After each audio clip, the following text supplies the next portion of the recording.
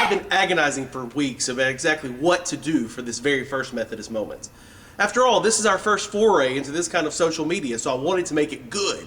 Wanted it to be great. First, I thought maybe I should do a teaser for an upcoming sermon series we're having about the fruits of the Spirit. You know them. The fruit of the Spirit's not a coconut. Spirit's not a coconut. Something along those lines, but maybe a little jazzier. Then I thought I could do something really crazy. And what if I did a highlights, a best of kind of thing, showing the very best of lots of my sermons?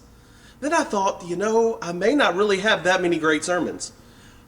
Side note, all of our services are podcast at www.euporafumc.org. Check it out sometime. So then I thought maybe I should do a Bible study thought. Or the best of John Wesley. This is called A Methodist Moment, not just because it's a catchy title. So I prayed and I struggled and I wrote and I rewrote over these weeks, and then finally this afternoon, inspiration struck in the form of my wife. Now, single guys, I'm talking to you for a minute. When you're looking for that perfect woman, look for beauty and brains. I'm telling you, brilliant women always make the men in their life look better. Divine inspiration. So the worldwide premiere of A Methodist Moment is all about, drumroll, thieves. Yep, you heard me, thieves. My brilliant and wonderful wife was doing this afternoon one of her favorite pastimes, which is reading to me from her Kindle. By the way, Amazon, if you've got money, I've got loads of Kindle stories. Normally, I'm only halfway paying attention to what she's saying. Wait, did I just say that out loud? Scratch that. I hang on every word and consider it my utmost joy anytime she wants to share her thoughts with me. And today was an exceptionally good one. The story happened in San Bernardino, California. This charitable organization that helped abused women had a break-in, and it was a big deal. When the police called and they arrived on the scene, all of their computers as well as some other valuables had been stolen. Now, being someone who works for a nonprofit, anytime you have a loss, it's a big deal. But a loss of this magnitude was a huge setback to the work that they were doing. They got the stuff cleaned up and then went home. Then 2 hours later, they get another call from the police.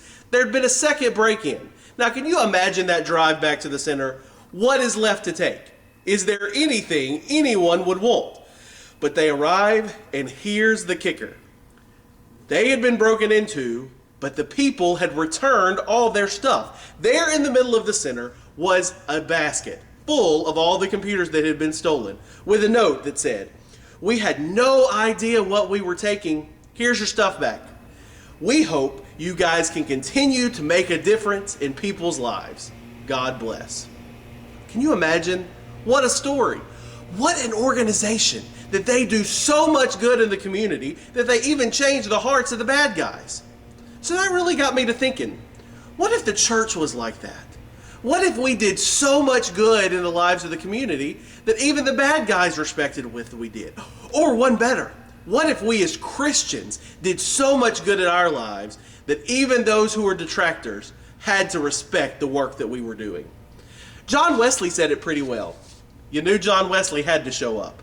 He said it this way: do all the good you can, by all the means you can, in all the ways you can, in all the places you can, to all the people you can, at all the times you can, as long as ever you can. That's a mouthful. And a pretty tall order indeed.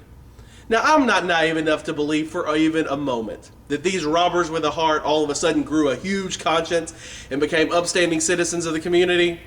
Odds are they didn't.